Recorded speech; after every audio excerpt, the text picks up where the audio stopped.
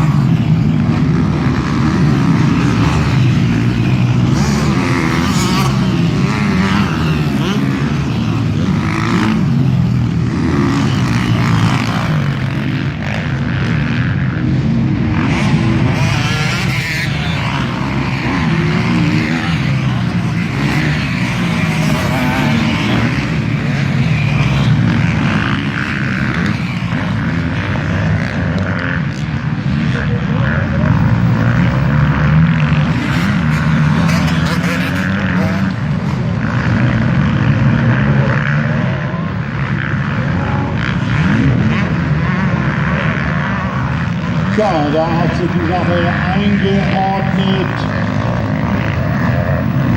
Da haben wir jetzt Jens Zeitler-Raut in Führung vor Rainer Menze, Linda Lindsey-Grammel, Annika Richter, Jonny Bogemann, Volker Schütte, Wolfgang Oette, Oliver Gottgehöht, Lisa Bartling, Sophia Incato.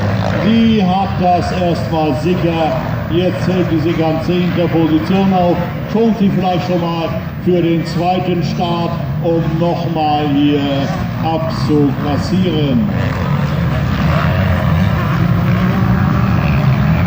Ja, ich kann natürlich auch mit ihr nochmal sprechen, mit der Sophia. Sie kann sich entscheiden zwischen einer Sparkassenkarte aus Lüneburg oder den 30 €. Die Katja Felschenbach ist immer noch hier überfällig.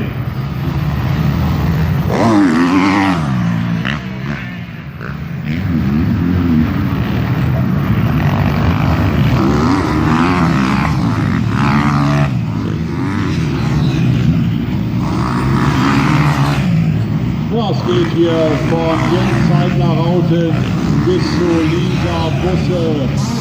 Und die ersten sind bereits in der dritten Runde. Jetzt nach knapp 5 Minuten gefahren sind.